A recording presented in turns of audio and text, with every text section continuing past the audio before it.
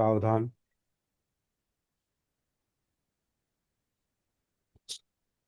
लोकवग्गो गाथा क्रमांक 7 आणि धम्मपद क्रमशः गाथा क्रमांक 173. यस्य पापं कतङ्कं कुशलेन पिथीयति सोऽइमं लोकं पभासेति अभामुक्तो व चंदिमा. कालच्या सारखीच गाथा आहे ही. हम्म, हम्म, थोडीशी फक्त पहिली ओळ थोडीशी वेगळी हम्म, आहे, परंतु त्याचा सार एकच आहे साधारण. तर जो आपल्या अगोदर केलेल्या पापकर्माला आत्ता केलेल्या कुशल कर्माने झाकून टाकतो. हम्म, तो मेघमुक्त चंद्राप्रमाणे जगाला प्रकाशित करतो. तर सर्वसाधारणपणे कालचाच संदर्भ आहे. अं, हे एक आपल्या मनाला चित्ताला वाईट संस्कारातून यातनादायक संस्कारातून मनाला चित्ताला मुक्त कसं करायचं ते सांगणाऱ्या ह्या गाथा आहेत. कालची आजची उद्याची बहुधा तशीच असणार आहे. हम्म,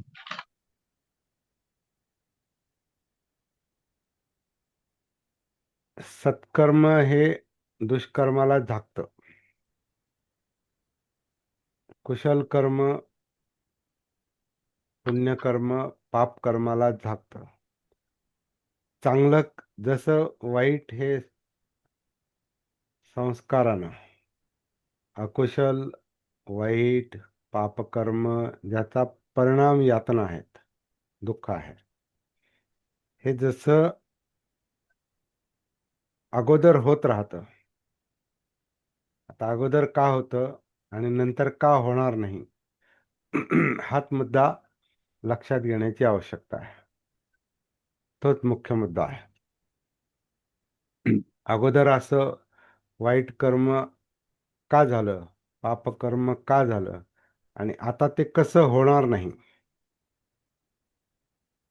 हे हे तंत्र म्हणा किंवा ही साधना म्हणा, हे हे कौशल्य, ही कुशलता, हे कुशल कर्म लक्षात येणंच महत्वाचं आहे. कारण ही गोष्ट प्रॅक्टिकल आहे आणि प्रॅक्टिकल केल्याने हे अनुभव येतील. म्हणजे वाईट कर्म, अगोदरचं पापकर्म वाईट कर्म, याच्यातून आपण बाहेर बाहेर कसं पडू शकतो हेच समजणं महत्वाचं आहे. पहिली मुख्य गोष्ट आपण ही लक्षात घेतली पाहिजे असं मला वाटतं, की आपण धम्माचा अभ्यास करतो, धम्म पाहतो. जे काय आता चाललंय आपलं, याला याला एकच संज्ञा आहे, एकच धम्म. धम्मपदाच्या निमित्तानं आपण धम्म पाहतो, सती साधनेच्या निमित्तानं आपण धम्म पाहतो. आपण आणखीन काही सुत्तांचा अभ्यास करतो, त्याच्यात धम्म पाहतो. आणखीन काही जो जो आपण सुत्तांचा अभ्यास करू, धम्म पाहतो. सगळं म्हणजे धम्म आहे. आता हे पापकर्म पुण्य कुशल हे पण धम्माच्या अभ्यासाअंतर्गत हे सगळं येतं. आणि धम्म म्हणजे मुख्यतः मनोधम्म. आणि मनोधम्म हे सभ्य धम्मा अनंताती, म्हणजे मनोधम्म आपण क्रिएट करत नाहीत, आपण मुद्दाम निर्माण करत नाही. पापकर्म किंवा पुण्यकर्म, कुशल कर्म, वाईट कर्म हे आपण निर्माण करत नाही, तर हे मनोधम्म निर्माण करतात. मनोधम्मामध्ये ते निर्माण होतं, मनामध्ये निर्माण होतं आणि त्याचं कारण चित्त आहे. चित्तामध्ये जे काही अकुशल निर्माण होतं त्याच्यातून अकुशल विचार निर्माण होतात. चित्तामध्ये जर कुशल असेल पुण्य असेल, चांगलं असेल, ते चित्त जागृत असेल आणि ते जर शुद्ध असेल तर विचार पण त्याप्रमाणे निर्माण होतात.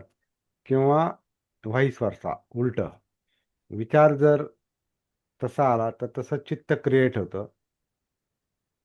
समजा अं, काही विषय आपल्याला इंद्रियांमुळे समोर मिळाले आणि त्याच्यामुळे एखादा चांगला किंवा वाईट विचार मनात आला, तर तो चांगला किंवा वाईट विचार त्याच्यामुळे निर्माण होणाऱ्या चित्त प्रवृत्तीमुळे आहे, चित्त प्रकृतीमुळे आहे, चित्तामुळे आहे.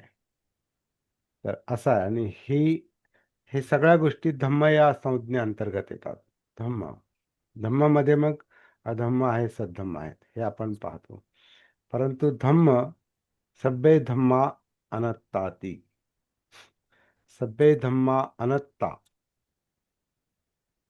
इति पय्याय पස්සती. हे जो प्रज्ञेनं पाहतो की हे सगळे धम्म म्हणजे आपण निर्माण करत नाही, अनात्म आहेत.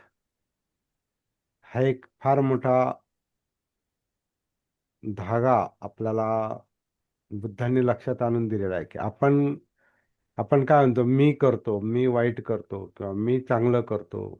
मी आता मी आलं म्हणजे इतर दुसरे आले, मी तो वाईट करतो आणि तो पाप कर्म करतो, तो वाईट बोलतो, तो मी. तर ही जी भाषा आहे, तर ही आपण व्यक्तिगत वापरतो. जणू काही मुद्दाम कोणी काही वाईट कर्म करतो किंवा सत्कर्म करतो, तर तो मनाचा, चित्ताचा, कायेचा, वाणीचा तो गुणधर्म आहे. कारण तशा संस्कारांचे आपण बनलेलो असतो. आपण म्हणजे ही काया आणि कायेतल्या जाणीवा, चित्त, मनोधम्म, हे सगळं जे काही आहे हे संस्कारामुळे. आणि संस्कार हे अज्ञानातून येतात. अविद्यापच्चया संखारा, अज्ञान असल्यामुळे संस्कार आहेत. म्हणजे आपलं जीवन हे आपण क्रिएट करतो, आपण निर्माण करतो आणि यातलं चांगलं वाईट म्हणजे आपण व्यक्तिगतरित्या ते करतो तसं असं नाही.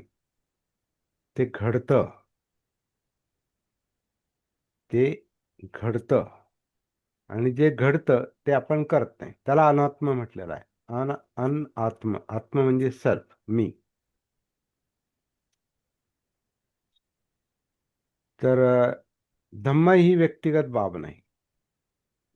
धम्म म्हणजे जीवन हे निसर्गाचं अपत्य आहे. आणि त्याला पाहण्याची शक्ती, कौशल्य, सती, जागृती, भान, हे पण नैसर्गिक आहे. म्हणजे निसर्गाला नैसर्गिक पद्धतीनं पाहणं म्हणजे धम्माला नैसर्गिक पद्धतीनं पाहणं, ही माणसाला मिळालेली एक नैसर्गिक देणगी आहे. आणि तो भाग लक्षात आला पाहिजे. त्याच्यामुळे कोणतंही वाईट कर्म, चांगलं कर्म, हे अं, कसं पर्सनली एखादा व्यक्ती मुद्दाम तसं करतो असं त्याचा अर्थ नाही. हे जीवनाचं स्वरूपच तसं आहे, हे मनाचं स्वरूपच तसं आहे, चित्ताचं स्वरूपच तसं आहे. ते तसं घडतं. काय घडतं? तर हे सती दाखवते, हे जागृती दाखवते. जसा प्रकाश पडला आणि वस्तू दिसतात, तसं सतीचा प्रकाश पडला, जागृतीचा प्रकाश पडला की चित्त दिसतं, मन दिसतं, म्हणजे मनोधम्म दिसतात. त्याचे परिणाम, सुख दुःख वेदना जाणीवा दिसतात. त्या या कायेच्या बाउंड्रीमध्ये आहेत, कायेच्या मर्यादेत आहेत, कायेत आहेत, हे दिसतं. धम्म कायेत दिसतात. धम्म अनात्म पण आहेत. आणि धम्माचं दुसरं लक्षण हे आहे की धम्म हे कायेमध्ये आहेत. म्हणून कायेत उतरूनच धम्म दिसतात. धम्मं कायेन पश्यति.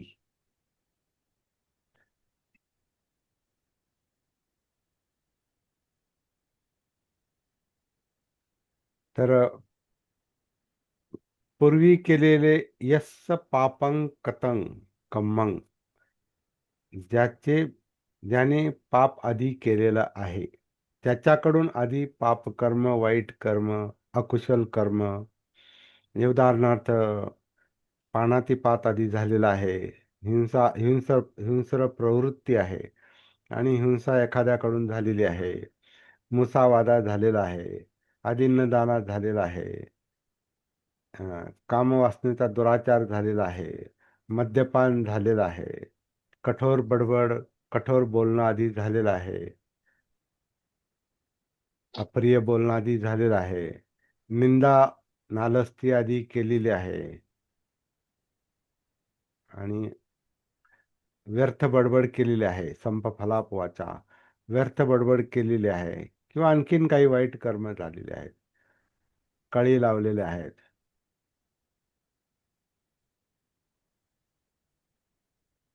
किंवा त्याचे परिणाम आपण जे भोगतो, भीती निर्माण झालेली आहे, भय निर्माण झालेला आहे, एकटेपणा आलेला आहे, डिप्रेशन आलेलं आहे, खचून गेल्यासारखं होतं, आत्मविश्वास हरवल्यासारखा होतं. सगळ्या ज्या काही गोष्टी घडतात या कारणानं घडतात,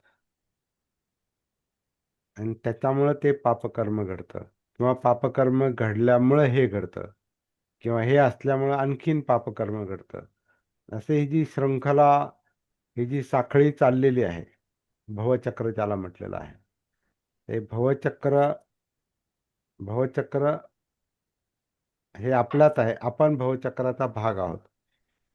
भव म्हणजे बनणे, हे असंच बनलेलं आहे. जीवन जे आहे हे असंच चाललेलं आहे. अज्ञानातून, अंधारातून, अज्ञानाच्या अंधकारातून संस्कार आले, संस्कारातून हे विज्ञान म्हणजे इंद्रिय काम करतायत. डोळे, कान, नाक, जीभ, त्वचा,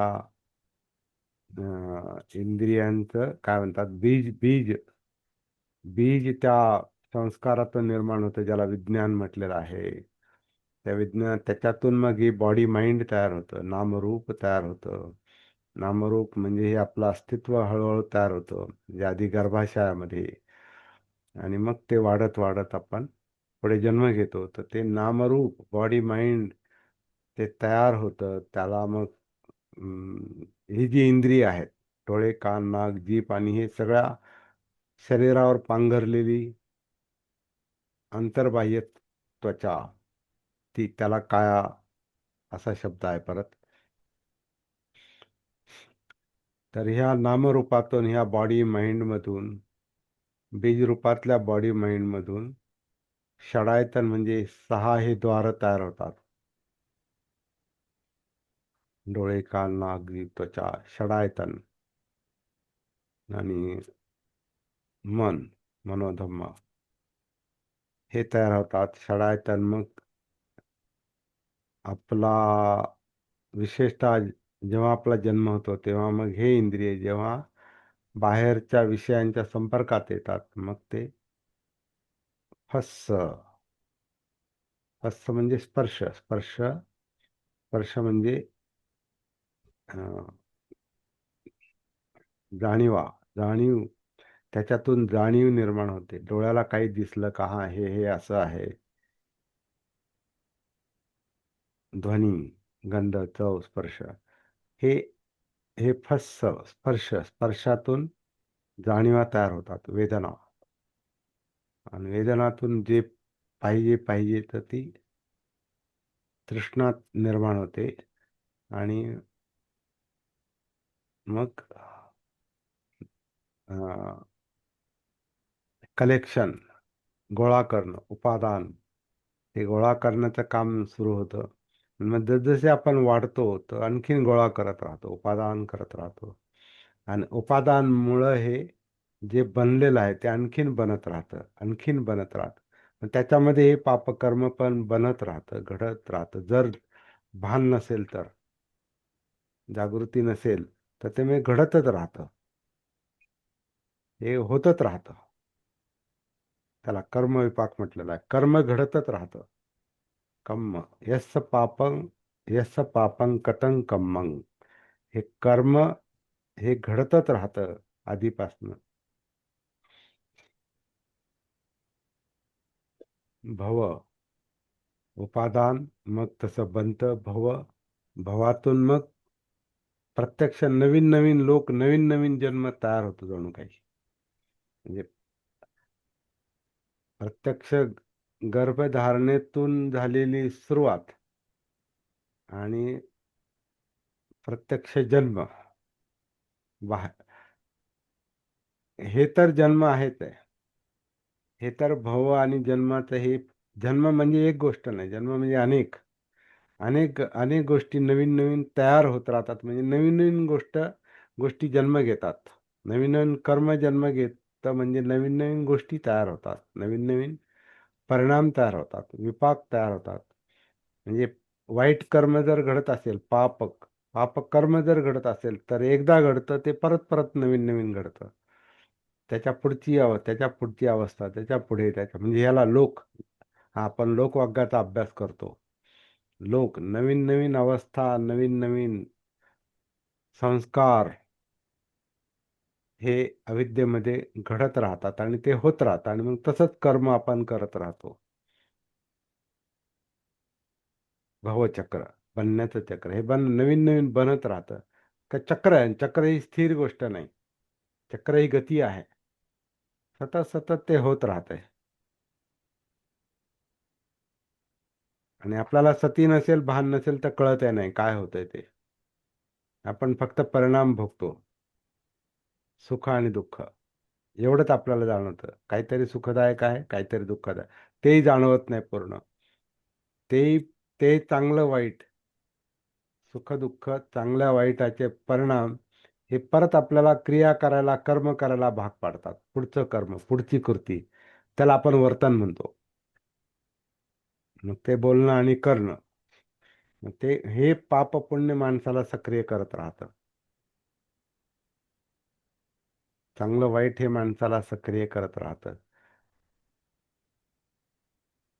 पण हे स्पष्टपणे जाणवत नसेल, काय करते, काय होते, काय घडते, हे जर स्पष्ट जाणवत नसेल तर मग कळत नाही काय चाललंय नेमकं. पण आपल्याला जाणव नाही तर नाही जाणव, काम चाललेलं आहे.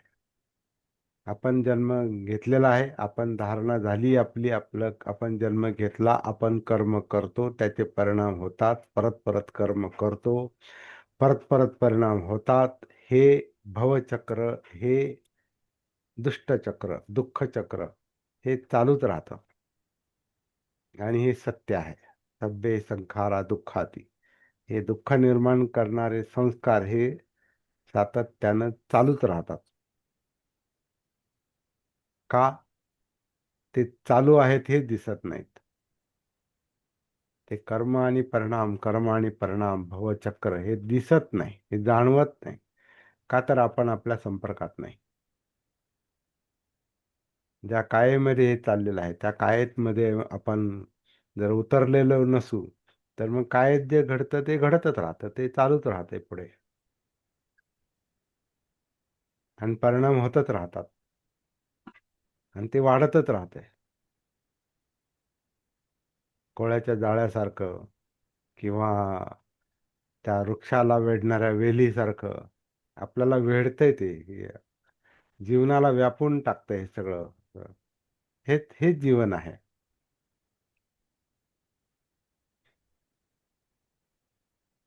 व्यापून टाकतंय, झाकून टाकतंय, दडपून टाकतंय, दबाव निर्माण करतं. तोच प्रेशर आहे, तेच टेन्शन आहे,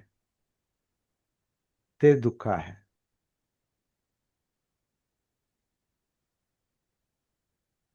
तर अज्ञानाच्या अंधकारामध्ये, अंधकार म्हणजे याला कैदखाना पण म्हटलेला आहे. ह्या कैदखान्यामध्ये, ह्या कैदेमध्ये आपण एखाद्या अपराध्यासारखं, एखाद्या गुन्हेगारासारखं ते भोगतच राहतं, करतच राहतं, परिणाम भोगतच राहतं. परिणामातून परत कर्म, कर्म परिणाम, कर्म परिणाम, कॉज इफेक्ट, कॉज इफेक्ट. एक कर्म, परिणाम, ते परिणाम, दुसरं कर्म, त्याचा परत परिणाम, पुढचं कर्म. असं ते कर्म, जन्म मरण, जन्म मरण. माझं एक गीत आहे, फार पूर्वी लिहिलेलं मी. त्यातलं एक कडवं आहे. जन्म मरण तेच ते, पुन्हा पुन्हा. आता कसे सुटावे, तिमिरातून करी मुक्त. वदले तथागतास अं, सहमपती. तर सहमपतीची जी म्हणजे जेव्हा बुद्धांना बुद्धत्व प्राप्ती झाली, तेव्हा त्यांच्या मनात पहिला, प्रचारातला पहिला अडथळा काय निर्माण झाला त्यांच्या मनात. तर म्हणे हे इतकं अवघड आहे, हे सांगू की नको लोकांना. हे इतकं अवघड आहे, इतकं कठीण आहे. हे अज्ञानाच्या अंधकारात अडकलेल्या लोकांना किंवा तृष्णेच्या जाळ्यामध्ये गुरफटलेल्या लोकांना हे कळणार नाही मी काय म्हणतोय ते. तर नको सांगायला लोकांना, असं त्यांच्या मनात ती भावना निर्माण झाली. आणि मग असं म्हणतात की त्यांच्या मनात मैत्री का करुणा जी होती, त्या करुणेनं त्यांना मग पुढं त्याला सहमपतीची, ब्रह्म सहमपतीची उपमा दिलेली आहे, किंवा प्रतिकात्मक त्यांची त्यांची त्यांची त्यांचाच मनोधम्म, एक त्यांच्यातला एक लोक त्यांना सांगतोय, एक मनोवस्था त्यांना सांगते की जन्म मरण तेच ते, पुन्हा पुन्हा ते ते सतत चाललेलं आहे म्हणे. तर सहमपतीची करुणा मैत्री त्यांना सांगते बुद्धाला, म्हणजे त्यांचंच मन त्यांना सांगतंय की जगामध्ये हे जन्म मरण आणि दुःख चक्र चालूच आहे. तर ह्या अंधारातून, या अज्ञानाच्या अंधकारात चाललेलं हे जन्म मरण दुःख चक्र, याच्यातून कोण मोकळं करेल जगाला. तर ते तूच करशील म्हणे. आणि मग ते प्रचाराला लागतात. नाही तर सुरुवातीला त्यांना असं वाटलं की नको, हे फार कठीण आहे, सांगणं कठीण आहे, लोकांना मार्गावर आणणं कठीण आहे. आणि डोकेदुखी होईल म्हणे आपल्याला, कारण लोक ऐकणार नाहीत, लोक मार्गावर चालणार नाहीत, प्रॅक्टिस करणार नाहीत, आचरण करणार नाहीत, आणि त्याचा परत आपल्याला त्रास होईल. पण तरी ती मैत्री, त्यांची करुणा, ते ब्रह्म संपती त्यांना म्हणतो की ते सगळं सहन करावं लागेल. बाबासाहेबांचं पण हेच झालं. लोक ऐकतच नव्हते, आजही ऐकत नाहीत. आता तर बाबासाहेब नाहीत, पण पण बाबासाहेब हयात असताना पण लोक ऐकत नव्हते. विरोधक तर नव्हतेच ऐकत, पण आपले लोक नव्हते ऐकत, अनुयायी पण ऐकत नव्हते. आणि 99% अनुयायांनी नाहीच ऐकलं, खरं म्हणजे.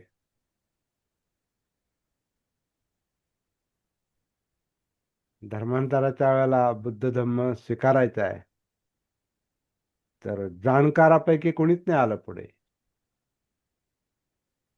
ज्यांना घडवलं, ज्यांना बाबासाहेबांनी विद्येचं दान दिलं, त्यांच्या चळवळीचं दान दिलं, राजकारण शिकवलं, ज्ञानाच्या मार्गावर आणलं, तर म्हणे चला आता आपण बुद्धाच्या मार्गावर जाऊ.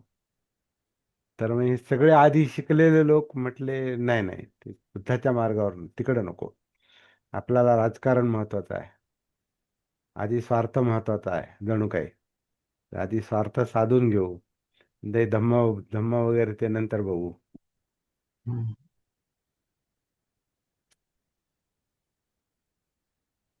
म्हणून 14 ऑक्टोबर याच्यामध्ये विरोध केला तो जवळच्याच लोकांनी केला जास्त. आणि जे भोळे बापडे, जे अजून, जे फक्त बाबासाहेबांना जाणत नव्हते पण मानत होते, असा मोठा वर्ग ह्या मार्गावर आलाय.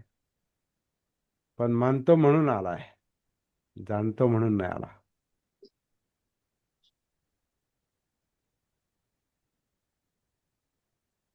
मानणारे लोक कधी मानायचं बंद करू शकतात, कारण दुसरा काही स्वार्थाचा मुद्दा आला, तात्कालिक लाभाचा मुद्दा आला,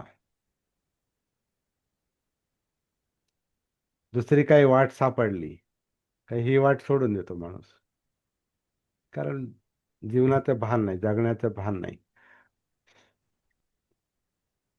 तर बाबासाहेबांच्या कामाला पुढं, ह्या कामाला विशेषतः प्रचाराच्या कामाला खरी गती का नाही मिळाली? तर ऐकत नाहीत लोक, किंवा ऐकू शकत नाहीत, भानच नाही, जागे नाहीत, सती नाही. म्हणून तेच तेच पापकर्म, तेच वाईट कर्म, तेच चुकीचं कर्म परत परत घडतंय, परिणामही भोगतात, परत ते तसंच चाललंय. आणि आता जी काही विस्कळीत परिस्थिती आहे त्याला कारणीभूत आपण पण आहोत, बाबासाहेबांचे लोक.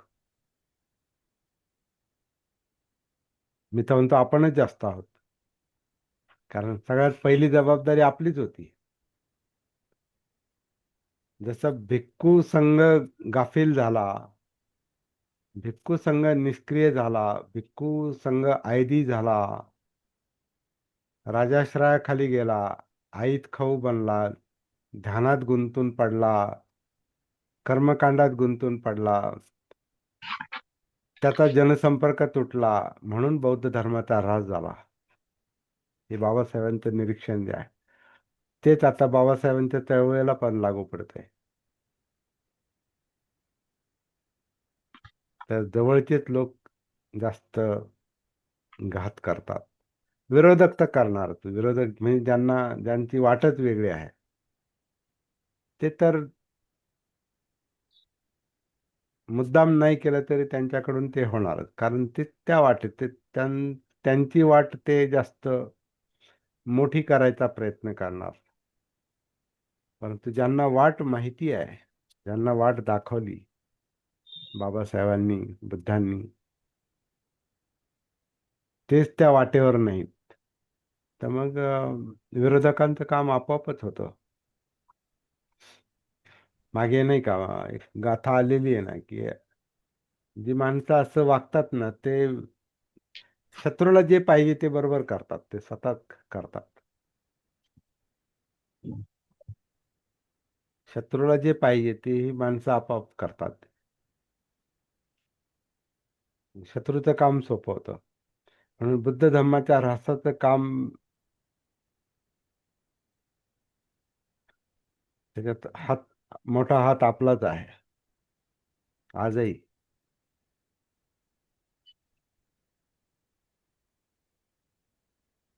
पूर्वी केलेलं पाप कर्म पुन्हा पुन्हा होत आहे, कारण ते कुशल कुशल म्हणजे कौशल्य, स्किल, ते कौशल्य न करण्याचं पापकर्म किंवा वाईट कर्म, चुकीचं कर्म न करण्याचं कौशल्य अजून हातात आलेलं नाही.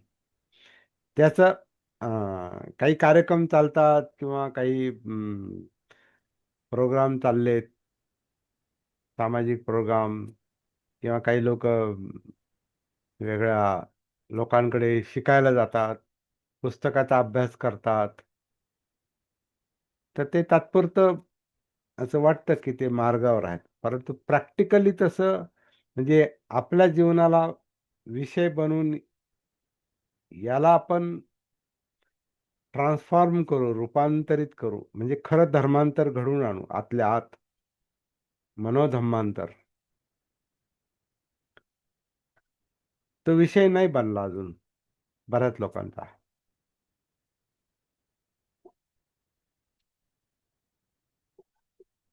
काही लोक ध्यानात अडकलेत, काही लोक ज्ञानात अडकलेत, काही ज्ञानात अडकलेत, काही ध्यानात अडकलेत, पण सतीच नाही आल्या. तर सती सती खरं काम करून घेते, जागृती खरं काम करून घेतं. भानावर आलं पाहिजे आपलं, आपण कोण, आपण काय, आपलं जीवन काय, आपलं जबाबदारी काय. बाबासाहेब नाही का म्हटले, ज्याने म्हणजे ते धन्य होत ज्यांना हे समजतं. ज्यांना हे समजतं ते धन्य होत. वेगळ्या संदर्भात ते बोललेलं आहे. ज्या जातीत आपला जन्म झाला त्या जातीचा उद्धार करणे याची ज्याला जाणीव आहे ते ते धन्य होत. तसंच आता ते इथे लागू पडतात. ज्यांना हे समजतं ते खरं, तेच खरं काम करतील इथून पुढं. आणि यांना जर ते करता आलं नाही तर मग हे जुनं कर्म परत डोकं वर काढणार. तर जुनं कर्म झाकून टाकायचं असेल तर कुशलेन पिथीयती, कौशल्याने जर त्याला जर ते पाप कर्म कमी करायचं असेल किंवा झाकून टाकायचं किंवा नष्ट करायचं असेल, परिवर्तन करायचं असेल, ते खरं म्हणजे ती झागडाल नाहीये, ते रूपांतर आहे, परिवर्तन आहे, धर्मांतर आहे. तर असं काम जर होऊ शकत असेल आपल्या व्यक्तिगत पातळीवर किंवा सामाजिक पातळीवर, पण आधी व्यक्तिगत पाहू, आधी आपलं पाहू, आधी करून मग सांगू. तर हे जे लोक करतील किंवा हे जो करतो, सो इमंग लोकं पभासेती, तो या लोकाला म्हणजे आपल्या स्वतःला, या मनोधम्माला, या अस्तित्वाला, या जीवनाला प्रकाशित करतो. जसं आभाळातून किंवा ढगातून मुक्त झालेला चंद्र. म्हणजे कालचा मुद्दा जो आहे तीच उपमा आहे इथं. तर मुद्दा एकच आहे, परंतु वेगळ्या पद्धतीनं आपण त्याच्यावर चिंतन करतो, समजून घेतो. पण प्रॅक्टिकली हे काम अजून जरा जोमानं झालं पाहिजे. याला वेग आला पाहिजे. कारण ज्या वेगानं वाईट काम चाललेलं आहे त्या वेगानं जर चांगलं काम चाललं नाही तर मग ते परत ते झाकून टाकणं, ते पाप वाईट कर्मालाच पुन्हा पुन्हा उत्तेजन मिळत राहणार. आणि हे काम पण फार कौशल्याने चाललेलं आहे. आतले विरोधक किंवा बाहेरचे विरोधक कधी कधी अज्ञानातून आणि कौशल्यातून, अज्ञानी कौशल्यातून या गोष्टीला ते उत्तेजन देत आहेत, चुकीच्या गोष्टींना, आणि स्वतःचं नुकसान करून घेत आहेत. हे सगळं अविद्येमुळं, अज्ञानामुळं, भान नसल्यामुळं. म्हणून काय उतरलं पाहिजे स्वतःमध्ये.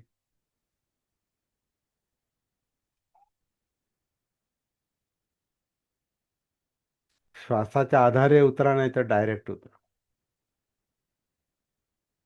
डायरेक्ट पण उतरता येतं, पण ते जरा अवघड आहे. डायरेक्ट भान जर आलं, भान जर आलं तर डायरेक्ट उतरता येतं आणि संपूर्ण अस्तित्व एकाच वेळेला पाहता येतं. काया वेदना चित्त मनोधम्म.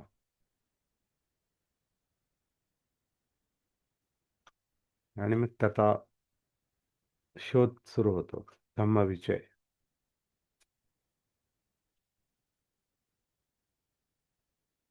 तर ते काम करण्याची आवश्यकता आहे.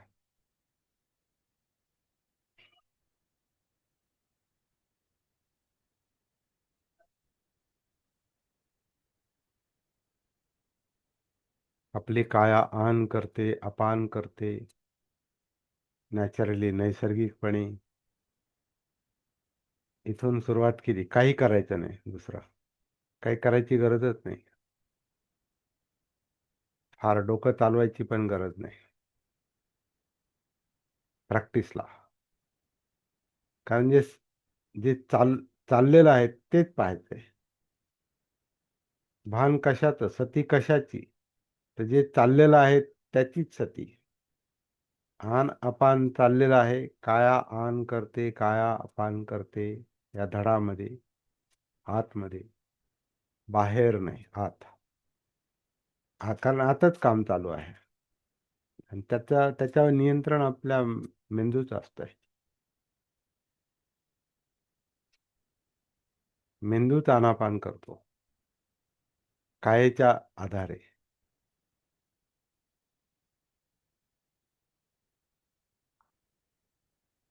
काया आन, काया अपान, मग कायेमध्ये उतरणं, कायेतला जिवंतपणा जाणवणं, जाणीवा, वेदना. तर शांतपणे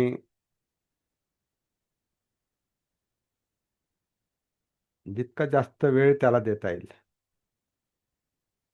म्हणजे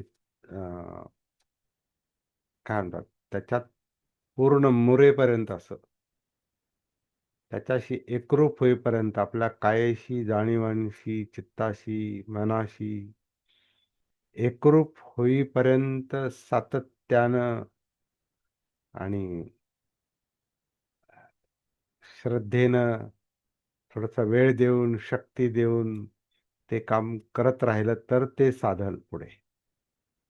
आणि ती घडी बसेपर्यंत थोडासा त्रास होतो, कारण आपल्याला खेचणाऱ्या खूप गोष्टी आहेत आजूबाजूला. आपल्यावर ताबा जो आहे तो सगळा परिस्थितीचा आहे. आपण परिस्थितीच्या अधीन, परिस्थितीचे गुलाम असतो, वेगवेगळ्या गोष्टींचे गुलाम असतो आणि त्याच्यात आपण स्वतःला विसरतो. तर हे जे सती आहे, भान आहे, तर हे जे आपण स्वतःला विसरलेलं असतो ते परत आपण स्वतःला पाहायला लागतो.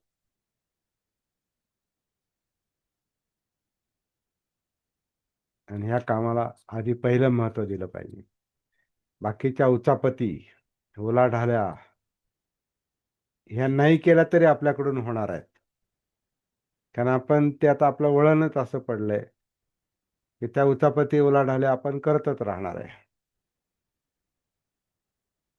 आणि त्याची गरज आहे नाही हे पण लक्षात येणार नाही. म्हणजे आपले संस्कार आपल्याला राबवतच राहणार आहेत, ते पळवतच राहणार आहेत, ते करूनच घेणार आहेत. आणि ते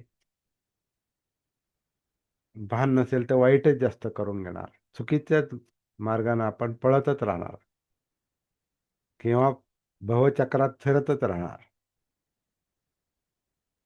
भिंगरीसारखं.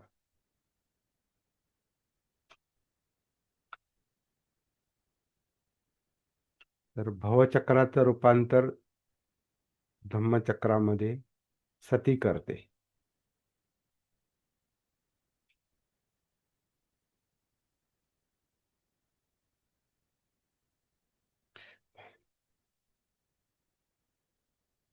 मानतो. परत एक मिनिट. आम्ही सर्वजणच बाबासाहेबांना मानतो, पण बाबासाहेबांना जाणणं हे तितकंच महत्वाचं आहे. हा मुद्दा तुम्ही अतिशय चांगल्या पद्धतीने मांडला. धन्यवाद. आणि आमच्यामध्ये परिवर्तनाची जी नादी आहे, ती परिवर्तनाची नादी त्या विचारामधून पुढे होणार आहे, याची पण 100% खात्री आहे. बरोबर आहे. बरोबर. धन्यवाद. मला तर वेगळं वाटलं सर आज. हा, बोला. जयवीन सर, जयवीन, बोला. मला असं वाटलं आपण कारण वारंवार उल्लेख होतो. आता हा माझा स्वतःचा विचार आहे सर, हे किती बरोबर काय चुकीचं आहे बरोबर आहे ते माझं स्वतःच असेल. मला असं वाटलं की 84,000 योनीतून जन्म. भगवान बुद्ध म्हणाले मी तुला बघितलेलं आहे आणि आता मला पुनर्जन्म नाही. तर या क्षणाचा माझा विचार, माझी कृती, मी केलेलं कार्य, तो जन्म असेल. तो जन्म त्यावेळेस म्हणजे त्या क्षणाचा माझा तो जन्म. वाईट विचार करत असेल, चोरीचा विचार करत असेल, तो माझा चोराचा जन्म. मी रागीट विचार करत असेल तर तो आणखीन एखाद्या प्राण्याचा, वाघाचा जन्म, किंवा आणखीन चांगला फक्त बोलत असेल तर तो पोपटपंची, म्हणजे माझा पोपटाचा जन्म, असं हम्म. एक मी मनात हा, स्वतःचा बरोबर विचार केला. बरोबर. हम्म, बरोबर. मला म्हणजे महत्वाची गोष्ट एकदम प्रकर्षाने जाणवलं, की वारंवार भगवान बुद्ध का म्हणाले त्यावेळेस, की मी तुला बघितलेलं आहे, माझा पुनर्जन्म नाही. मी, कारण भगवान बुद्धांना ते जे प्राप्त झालं सम्यक दृष्टी, तर त्याच्यानुसार भगवंतांनी त्यावेळेस सांगितलं, असा विचार केला. आणि आता लक्षात आलं, की बघा मला पण लगे लगे लक्षात आलं, की आपल्या मनात सुद्धा विचार न येणं म्हणजे आपण पुनर्भव नाही, तो जन्म दुसरीकडे नाही, जा आहे तोच करायचा आहे. हम्म, बरोबर. त्या बुद्धांनी मनात शंका आली सर. सिद्धार्थ गौतम बुद्धांनी त्यांचं काम केलं, आपल्याला आपलं काम करावं लागेल. आपलं काम करायचंय, कारण त्यांनी ते सांगितलंय, तुम्ही तुमचं काम करा. आत्ता दीप आपलं भव. काम करायचंय. हा, आत्ता दीप भव. मा- स्वतः माझ्या माझ्या चित्तामध्ये कुठलेही वाईट विचार यायला नको, माझ्या चित्तामध्ये नाही, दुसऱ्याची नको. दुर्भावना यायला नको. वाईट विचार नको म्हणण्यानं वाईट विचार थांबत नाहीत. वाईट हो, विचार आलेले दिसले पाहिजेत. दिसले पाहिजेत. तर ते हे भान सती ते काम करते, की आले की दिसतात, दिसले तर ते कमी होतील. दिसलेच नाही, जाणवलेच नाहीत, तर मग त्याच्यात ते तसेच राहतात. नको म्हणून ते जात नाहीत. दुःख आलेले नको दिसले. म्हणून नकोय, हा, दुःख नको आलेले म्हणून दिसले. होत नाही. हा, दुःख नको म्हणून दुःख जात नाही. हो, दुःख उलट आलं जेव्हा येतं, त्याचं कारण जेव्हा निर्माण होतं, ते जेव्हाच ते निर्माण होतं तिथं लगेच सती उपस्थित पाहिजे, बरोबर. जागृती तर दुःख उपस्थित. समजलं तर त्याला हा, कमी करता येऊ शकतं. हा, दुःख समजलं तर समुदय कळतो. समुदय कळतो तेव्हा निबाण मिळतं, निर्वाण, दुःख निरोध. आणि ते कसं करायचं तेही कळतं, म्हणजे मार्गही कळतो. म्हणजे 4 आर्य सत्य हे जागृतीच्या प्रकाशातच दिसतात, दुसरा मार्गच नाही. म्हणून सतीपट्ठाने एकायनो मको, एकच एकच मार्ग आहे, दुसरा कोणताच मार्ग नाही. उतरा, पहा, काया वेदना चित्त मनोधम्म संपूर्ण जीवन अस्तित्व. मग त्यात काय ते तुम्ही मगाशी म्हटले योनी वगैरे, आता हेच हेच बघू आपण सध्या. बाकी 84 लक्ष का हजार काय आहे ते नंतर पाहू काय असेल ते, आणि कोण मोजत बसणार आहे त्याला. आणि तो आपला विषयच मोजायचा नाही. प्रश्नच येत नाही. आणि मोजायचा प्रश्न येत नाही, आणि कशाला मोजत बसायचं, तो आकडा डोक्यात ठेवायचा नाही. तो आपला सध्या विषय पण नाही. वर्तमानातलं काम करायचं. हा, मागाडे सर बोला. तो आपला विषय पण नाही. नाही असला तरी, कारण आपण अभ्यास केलाय ना, विषय विषय डोक्यामध्ये काय तो वाचलंय कुठेतरी, कुणीतरी सांगितलंय, म्हणून तो विषय डोक्यामध्ये येतो. तर ठीक आहे, ते येणारच आहे, कारण त्याला ज्ञान म्हटलेलं आहे. ज्ञान हे डोक्यामध्ये असणारच आहे, कारण ज्ञानाने आपण संस्कारित झालो. मग ते संस्कारच परत परत अं, हे पुढे येणार.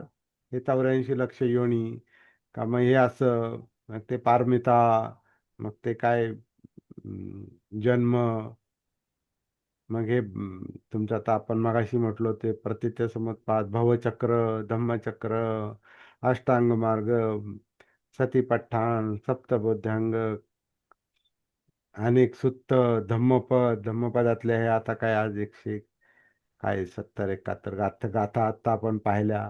म्हणजे सगळं हे जे संस्कारित झालं मन, तर ते निमित्तानं पुन्हा पुन्हा ते निर्माण होणारच आहे ते. परंतु ते जेव्हा निर्माण होतं आणि त्याचा जेव्हा चांगला वाईट परिणाम होतो, जसं आता चांगलं निर्माण होतं वाईटही निर्माण होतं. संस्कार म्हणजे काय, चांगले धम्म म्हणजे चांगलेच धम्म असं नाही, अधम्म पण आहेत त्याच्यामध्ये, सद्धम्म पण आहेत. दुःख देणारे पण धम्म आहेत, अधम्म आहेत. सुख देणारे, मुक्ती देणारे पण सद्धम्म आहेत. हे बाबासाहेबांची कॅटेगरी मला फार भावते, ते आवडते. म्हणजे कुशल आणि अकुशल हे दोन्ही धम्म आहेत. कुशल धम्म, अकुशल धम्म, दोन्ही धम्म आहेत. तर हे ज्याच क्षणी निर्माण होतात, कारण ते निर्माण होतात लयात जातात, निर्माण होतात लयात. तर जो उदय वेळचा जो मुद्दा आहे ना, तो निर्माण होणं आणि लयास जाणं हे संस्कारच आहेत. ती कंपनं आहेत, ती आंदोलनं आहेत, ते चित्त आहे, ते मन आहे, ते मनोधम्म आहे, ते प्रत्येक क्षणी त्याचा परिणाम आहे, ते प्रत्येक सुख दुःख ते प्रत्येक क्षणी ते असं असं ते कंपन आहेत, ती कंपित चित्त कंप होतंय, त्याच्यामुळे सगळं शरीर कंपित होतंय, कंपन निर्माण होतात. तर त्या कंपनांचं भान पाहिजे. आणि ती गती आहे, परत स्थिती नाही, ती स्थिर नाही, ती गती आहे, ते डायनॅमिक आहे. आणि त्याच्यातल्या त्यात एकापेक्षा जास्त वेगवान गोष्टी त्याच्यामध्ये आहेत. श्वासापेक्षा जास्त गती गती कायेची आहे, कायेतल्या ऍक्टिव्हिटीची आहे. अंतर्बाह्य ज्या काही क्रिया आहेत कायेतल्या, आतल्या, आणि जसं आता हालचाली आहेत, हाताची हालचाल आहे, समजा आता मुंडी हलते किंवा पापणी हलते किंवा आणखीन काही ओठ हालतात, जीभ हालतायत, आतमध्ये काही आनापान चाललंय, हार्टचं काम चाललंय, ग्रंथीचं काम चाललंय, पचनक्रिया चाललंय, मेंदूतल्या हालचाली चाललेल्या आहेत. आपलं उठतो, बसतो, चालतो, झोपतो, सगळ्या हालचाली म्हणजे काय आहे, ही याच्यात कायानुसती आहे. आणि ह्या कायेमध्ये उतरल्यानंतर त्याच्यामध्ये ते सुखदुःख किंवा दुःख विरहित जाणीवा, वेदना त्या जाणवतात. हे सगळ्या श्वासापेक्षा जास्त गती कायेची, कायेपेक्षा जास्त गती या जाणीवांची. कारण ही सुखदुःखाची आंदोलनं जी आहेत, ते फार पटपट होतात ती. म्हणून तर आपलं मन चित्त विस्कळीत असतं, चित्त मन चंचल असतं. त्याचं कारण तेच आहे का त्या जाणीवा चंचल आहेत. ती कंपन आहेत, म्हणजे चंचलता आहे. आणि ही जी चंचलता जी आहे, हे चित्तातली तृष्णा आहे. काहीतरी पाहिजे, काहीतरी नको, लोभ, द्वेष. तर ते चित्ताचं कंपन संपूर्ण बॉडीमध्ये आहे ते. कारण ते विज्ञान जे आहे, ते चित्त जे आहे, ते सगळीकडे आहे. कारण मेंदूतल्या मेंदूतून सुरू झालेली मज्जा संस्था ही सगळ्या शरीरभर पसरलेली आहे.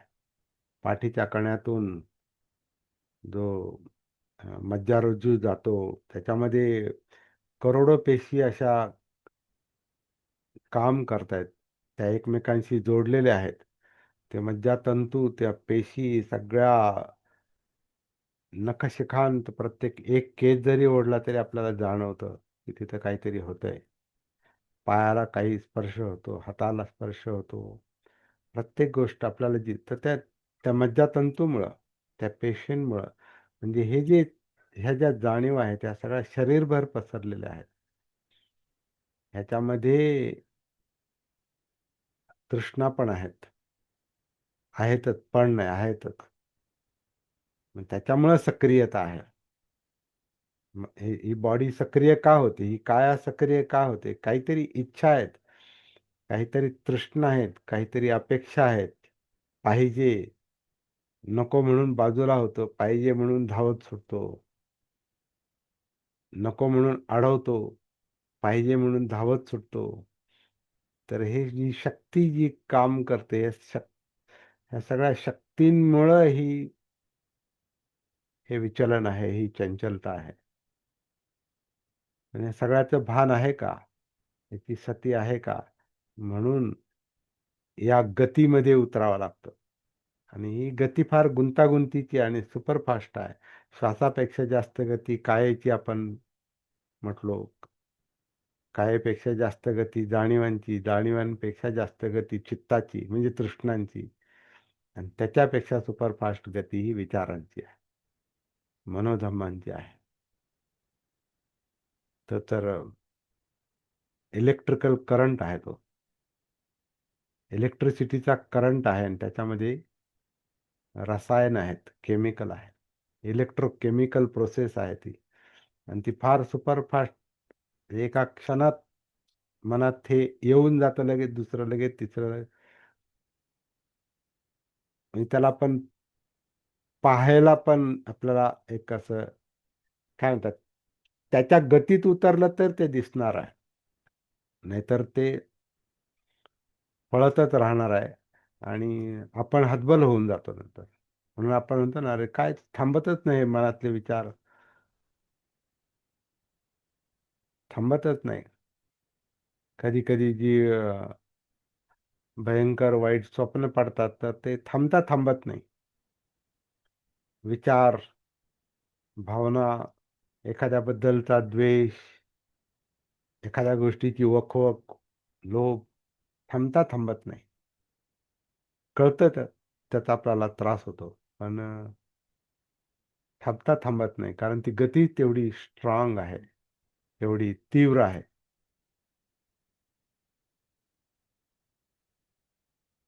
म्हणून सती पण गतिशील पाहिजे.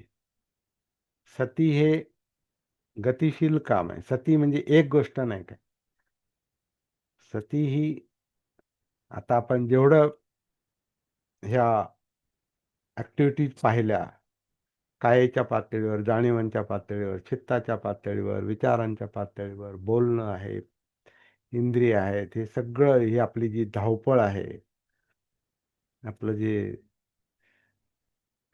चालणं, पळणं, बसणं, उठणं, झोपणं, झोपल्यावरही स्वप्न, हे सगळं जे नामरूपात काया आणि मन, चित्त, नामरूप, ह्याच्यात जे काही चाललेलं आहे, ते असं असं वाटतं की हे सगळं स्थिर आहे.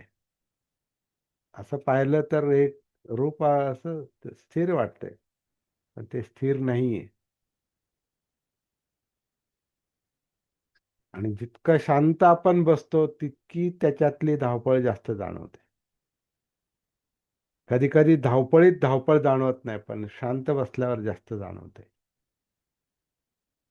म्हणून शांत बसायचा पण सराव खूप केला पाहिजे. त्याला ध्यान म्हणतात लोक, पण मी म्हणतो ध्यान नाही, असंच पहा. ठीक आहे, ध्यान करायचं, ध्यान करा, जे काय करायचं ते करा, पण उतरा, स्वतःमध्ये उतरा.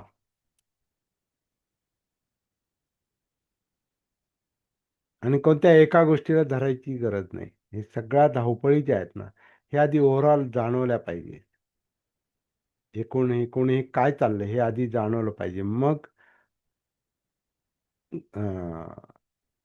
स्थूलतेतून सूक्ष्मतेकडे, ग्रॉस टू सटल, म्हणजे आधी अनेक गोष्टी जाणवतील आणि मग त्यातली एक एक गोष्ट सूक्ष्मपणे आपण त्याचं परीक्षण, अवलोकन करू शकतो. कधी? चित्त, मन स्थिर आणि शांत झालं तर, समथेमध्ये आलं तर. म्हणून समथा आणि मग इनसाइट. त्याला विपස්සना म्हणजे इनसाइट आहे,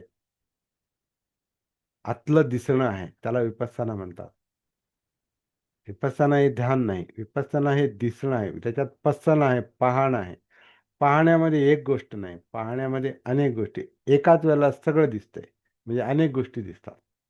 डोळे उघडे आहेत म्हणजे एकच नाही दिसत, एकावर ध्यान जातं, पण आहेत अनेक गोष्टी.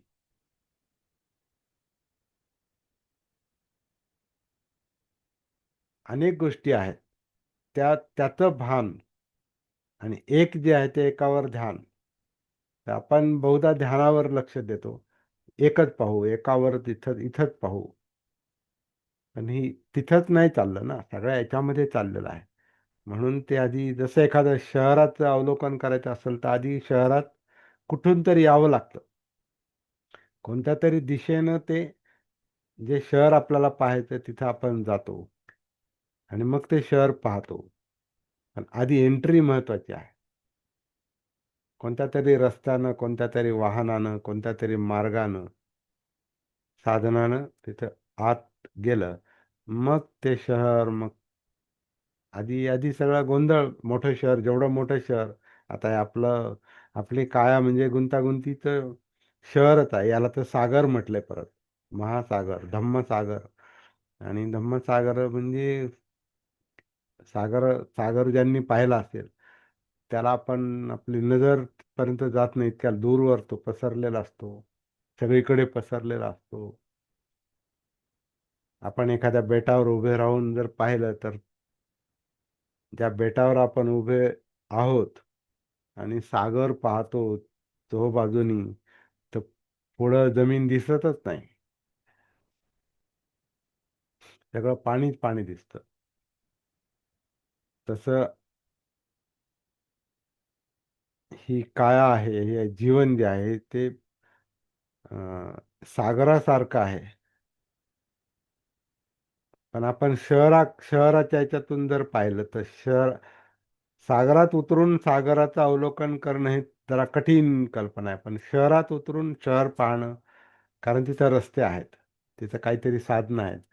आपण एक रस्ता, दोन रस्ते, तीन रस्ते असं करून पाहून आपण तिथले जे काही हजारो रस्ते असतील त्या महानगरातल्या एखाद्या, मुंबई डोक्यासमोर आणा, डोळ्यासमोर आणा, तिथं आपण गेलो तर हजारो रस्ते आहेत. मग ते हजारो रस्ते, मग तिथले ज्या काही इमारती आहेत, तिथली ठिकाणं आहेत, ऑफिस आहेत, हॉटेल आहेत, काही लोकेशन्स आहेत, ते सगळं आपण पाहून मग म्हणतो हा ही मुंबई, हा आहे मुंबईचा हा भाग. त्याला परत आता भाग आहे तो उपनगर जर जर आपण म्हटलं तर, किंवा एखादा एरिया आहे. तर एक एरिया नुसतं गेटवे ऑफ इंडिया जरी म्हटलं तरी आपण तिथं गेलो तर मग गेटवे ऑफ इंडिया म्हणजे ते गेट पाहून त्या गेटच्या आजूबाजूला इतक्या गोष्टी आहेत की त्याच आपल्याला पूर्ण माहिती होण्यामध्ये काही दिवस द्यावे लागतात. गेटवे आणि त्याच्या आजूबाजूचा जो फोर्ट एरिया जो काय आहे तो, तर असं असं असं अवलोकन आपल्याला आत उतरून करता आलं पाहिजे. आणि याला किती पीस ऑफ माइंड पाहिजे, किती शांतता पाहिजे, स्थैर्य पाहिजे मनाचं, हे जाणकार माणसाच्या लक्षात येईल बरोबर.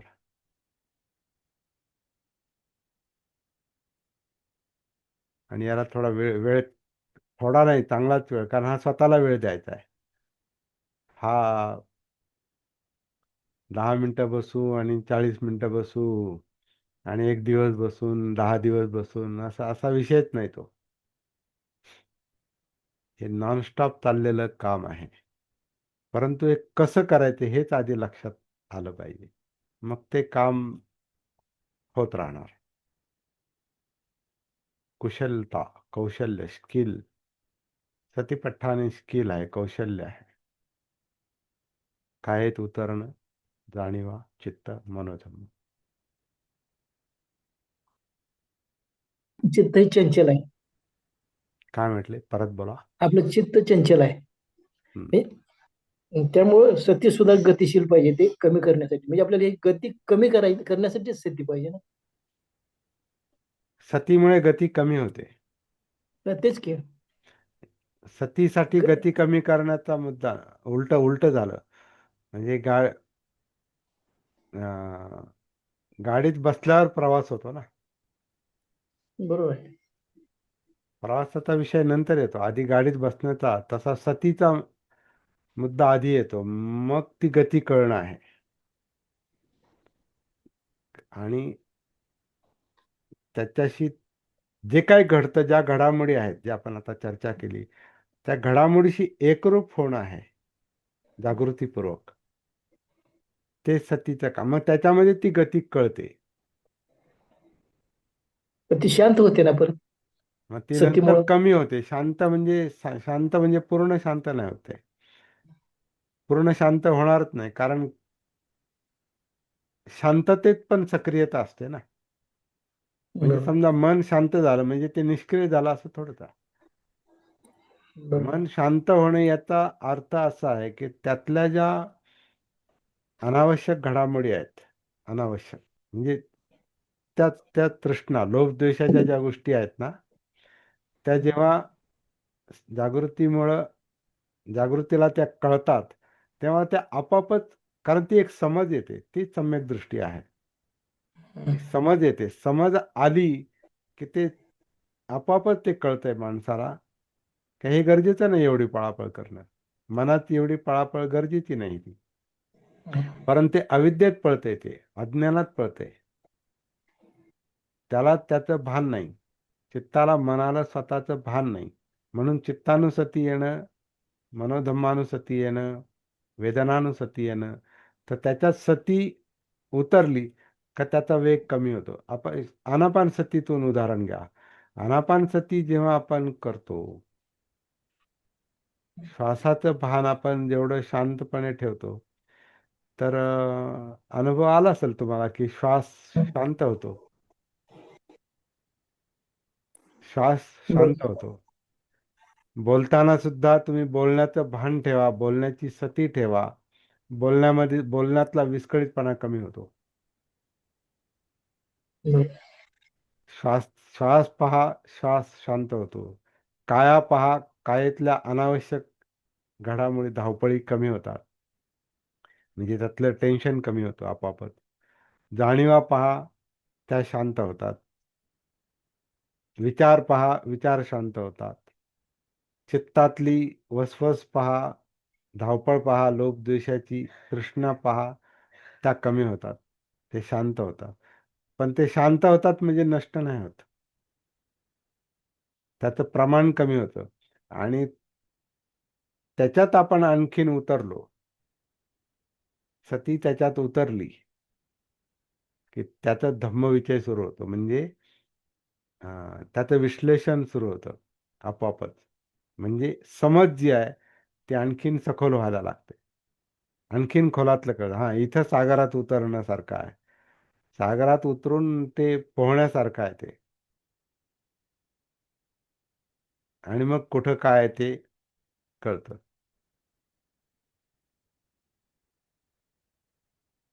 ज्याच्यात आता आपण कधी सागरात पोहलो नाही, पण सागरात पोहायला ती तयारी असते त्या माणसाची. त्याने ते कपडे घातलेले असतात किंवा त्याच्यामध्ये ते ऑक्सिजनचं नळकांड असतं आणि त्यांच्याकडे ते साहित्य असतं. किंवा काही लोक आता ते पाणबोट वगैरे जे असतात, त्या पाणबोटीच्या आधारे ते तळापर्यंत जातात ते आणि संशोधनं करतात. तर असं काही ते काम आहे. पण ते तसंच्या तशी उपमा आपल्याला इथं लागू करता येत नाही. त्याचं कारण असं आहे की आपण समुद्रात उतरायचं कसं हे आपल्याला माहिती नाही. आपण तसं केलेलं नाही कधी. परंतु त्याच्यासारखं हे काम आहे. मनोसागरात उतरायचे जणू काही. चित्तसागरात उतरायचे जणू काही. आणि आपल्याला त्याच्यात उतरल्यावर अनुभवायला येतं की आतमध्ये काय काय आहे. आणि जेव्हा जे बर निर्माण होतं तेव्हा ते तिथल्या तिथं लगेच सतीला जाणवतं. हा, मग कळतं, हा हे आहे. मग ती गती कळते. मग वेगवेगळे विचार, इमोशन्स, भावना काय असेल ते जागेवर समजते लगेच तिथल्या तिथं. सती तिथं असेल तर. आणि सती नसेल तर त्या कधी येतात आणि कधी जातात आणि कधी धुमाकूळ घालतात कळत आहे नाही. बर तुम्हाला जायचं आहे कुठेतरी बाहेर. बरोबर. हा, नाही, मी आता थांबतो आता. संवाद झाले. मला एक साक्षगंध लावायचा आहे आणि लांब जायचंय. तर मी आता या काय असेल ते ठिकाणी असेल. थांबतो. मी आता ओके हां. ओके. ओके जय भीम. जय भीम, नमो बुद्धाय. जय भीम नमो बुद्धाय. जय भीम नमो बुद्धाय. जय भीम नमो बुद्धाय. जय भीम नमो बुद्धाय. जय भीम, नमो बुद्धाय.